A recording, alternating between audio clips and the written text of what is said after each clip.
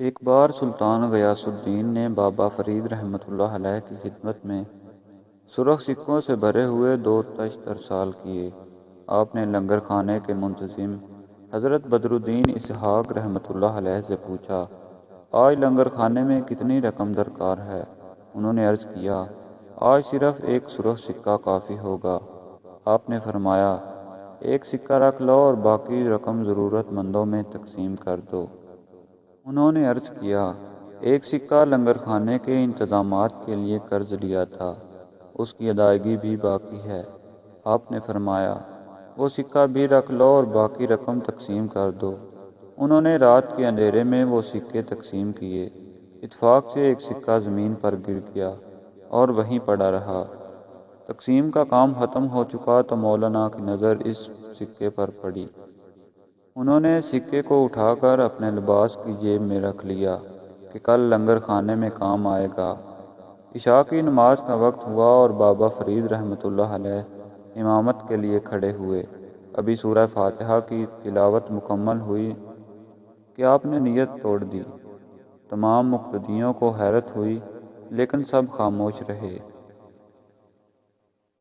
دوبارہ نیت باندھی اور ابھی نصف نماز مکمل نہ ہوئی تھی کہ پھر نیت توڑ دی۔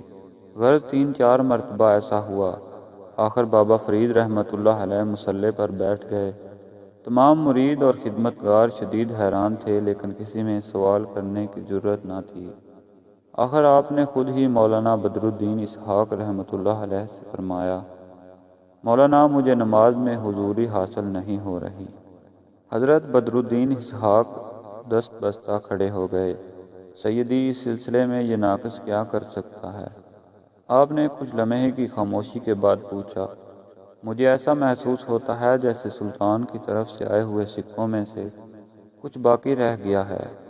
مولانا تم نے ساری رقم محتاجوں میں تقسیم کر دی تھی۔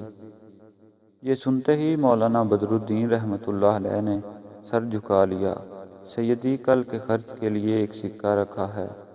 مرشد کی خفگی کے خیال سے آپ کی آواز لرز رہی تھی، کدھر ہے وہ سکہ؟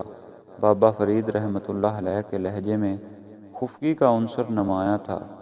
مولانا بدر الدین رحمۃ اللہ علیہ نے جیب سے وہ سکہ نکال کر آپ کو دے دیا۔ بابا فرید رحمۃ اللہ علیہ نے وہ سکہ لے کر دور پھینک دیا اور فرمایا، یہی وہ دھات کا ٹکڑا ہے جو بندے اور اللہ کے درمیان حائل ہو گیا تھا۔ تمام حاضرین پر جیسے سکتہ طاری تھا۔ آپ نے مولانا بدر الدین رحمۃ اللہ علیہ کو مخاطب کر کے فرمایا، مولانا کیا ہو گیا تھا تمہیں؟ درویش ہو کر مادی اسباب پر بھروسہ کرتے ہو۔ عمر گزری جا رہی ہے اور ابھی تک توکل کا مطلب سمجھ نہیں آیا۔ اس کی رازقی پر کیا یقین نہیں ہے؟ اگر آپ کو یہ ویڈیو پسند آئے تو ویڈیو کے نیچے دیے گئے لائک کے بٹن کو دبا کر ویڈیو کو لائک کیجیے، اور ایسی ہی مزید ویڈیوز حاصل کرنے کے لیے ہمارے چینل کو سبسکرائب کیجیے، ساتھ ہی گھنٹی کے بٹن کو بھی دبا دیجیے تاکہ نئی آنے والی ویڈیوز کی اطلاع آپ کو مل سکے۔